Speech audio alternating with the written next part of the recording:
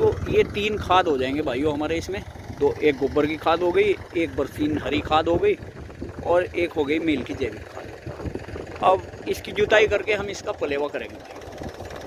और पलेवा जब हम करेंगे तो उसके बाद हम पलेवा करने के बाद इसकी फिर जैसे ही पानी भरेंगे इसमें, तो पानी भरे हुए में इसमें हम इसमें यूरिया का एक छिट्टा लगाएंगे भाई, ताकि ये जो बरसीन है जो हरी खाद बढ़।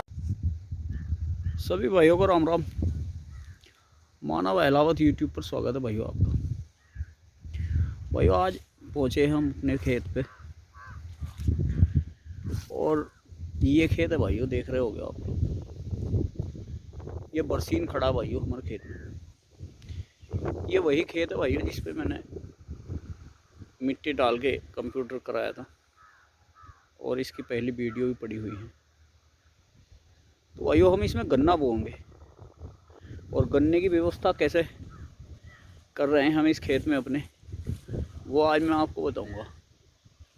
तो जैसे कि आप सभी भाइयों को पता है कि पहले हमने इसमें मिट्टी डलवाई थी क्योंकि गहरा था खेत। उसके बाद फिर हमने इसमें एक पलटा लगाया भाइयों और उसके बाद फिर हमने कंप्यूटर करा दिया था। और इसमें फिर हमने लगभग 450 कुंटल के आसपास मील से, जो जैविक बनाती है हमारी मील, एथनॉल का पानी और मैली से मिला करके वो डाल दिया था भाइयों। और उसके बाद हमने इसमें ये बरसीन बो दिया था भाइयों। देखिए बरसीन खड़ा भाइयों ज़बरदस्त। सरसों बहुत खड़ी भाइयों इसमें, ये दिखाऊंगा मैं आपको सरसों। और बरसीन भी बहुत खड़ा भाइयों। तो भाइयों ये लगभग 1.5-2 फीट का हो गया है। 1.5 फीट का तो है ही भाइयों, और कहीं कहीं को 2-2 फीट की भी जो सरसों खड़ी है वो बड़ी बड़ी हो गई है। तो पहले हमने इसमें खाद डाला था भाइयों और उसके बाद हमने इसमें लगा दिया बरसीन। तो बरसीन का भी हरी खाद लगेगी क्योंकि हरी खाद भी ज़रूरी है खेत में भाइयों। और उसके बाद भाइयों हम इसमें क्या कर रहे हैं कि हमने इसमें जो अपने पशुओं के नीचे सर्दियों में पत्ती वगैरह पड़ती है तो वो खाद बन जाता है भाइयों। उसका गोबर भी और पशुओं का पेशाब वगैरह उसी में होता है। मैं वो आपको वो दिखाऊंगा। ये है भाइयों, ये है, देखिए आप देख रहे होगे। ये जगह जगह खेत में डाल रखा हमने। जैसे यहाँ पड़ा है भाइयों और वो सामने पड़ा दिख रहा होगा आपको, और आगे पड़ा उधर खेत पे वो दिखाई नहीं दे रहा, और 2 जगह और पड़ा है भाइयों। तो ये हमने अपने पशुओं के नीचे से निकाल के यहाँ खेत में जमा कर दिया था भाइयों, ताकि ये अच्छे से गल जाए और गोबर कच्ची ना रहे और खेत में नुकसान ना हो। तो भाइयों अब ये इस तरह से गल चुका है पूरी तरह से, बढ़िया हो गया। अब हम इसको भी इसी में ही फैला रहे हैं। तो भाइयों इसमें एक बार तो जैविक खाद डाल दी मील की, दूसरी चीज़ हो गई इसमें बरसीन, और तीसरा हो गया भाइयों इसमें ये हमारी ये खाद हो गई गोबर की। अब हम इस सारी चीज़ों को, इस गोबर की खाद को फैला रहे हैं। देखिए बिंटू कैसे फैला रहा है। ये इसे मैं करूँगा काम को, बिंटू इसे बखेरता रहेगा भाइयों। अगर इतना खाद ही जितना पड़ा हुआ है इस खेत में, अगर हम भाइयों इसे मजदूरी पे कराएं ना तो कम से कम 2 से 3 हज़ार रुपये ले जाएंगे मजदूर हमसे। तो भाइयों कहीं ना कहीं किसान को अपनी बचत करनी पड़ेगी। अब देखिए ये टीलर जो रखा हमने ट्रैक्टर के पीछे, और टीलर में ये फंस जाता भाइयों यहाँ से, और इसे खींच करके हम ऐसे जहाँ भी हमें छोड़ना होता है इसे छोड़ देते हैं और वैसे इसे बिखेर देते हैं फिर भाइयों। तो ये 3 खाद हो जाएंगे भाइयों हमारे इसमें। तो एक गोबर की खाद हो गई, एक बरसीन हरी खाद हो गई और एक हो गई मील की जैविक खाद। अब इसकी जुताई करके हम इसका पलेवा करेंगे। और पलेवा जब हम करेंगे तो उसके बाद हम पलेवा करने के बाद इसकी फिर जैसे ही पानी भरेंगे इसमें, तो पानी भरे हुए में इसमें हम इसमें यूरिया का एक छिट्टा लगाएंगे भाई, ताकि ये जो बरसीन है, जो हरी खाद, बड़ा बड़ा बरसीन खड़ा है, और ये जो है गोबर की खाद जिसे बिंटू खींच के ले जा रहा है, ये सारे का सारा गल जाएगा भाई खेत में।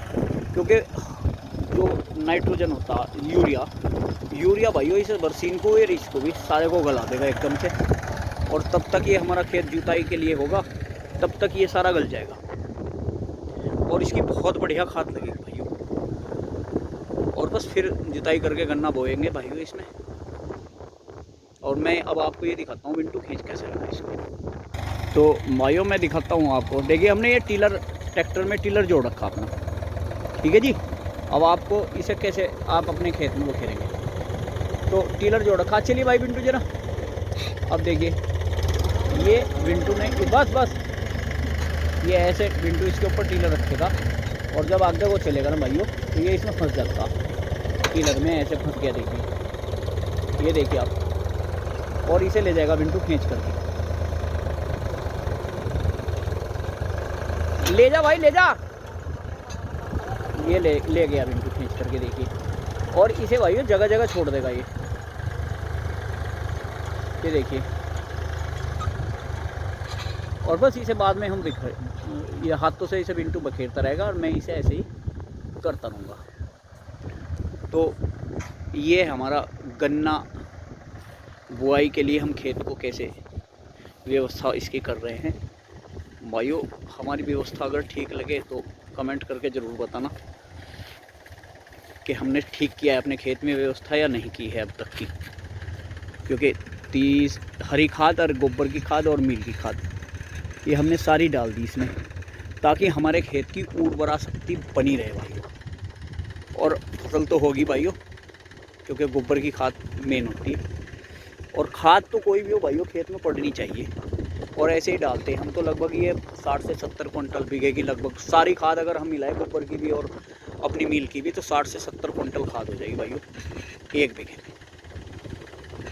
और हरी खाद रही अलग से। तो फिर तो ये भाइयों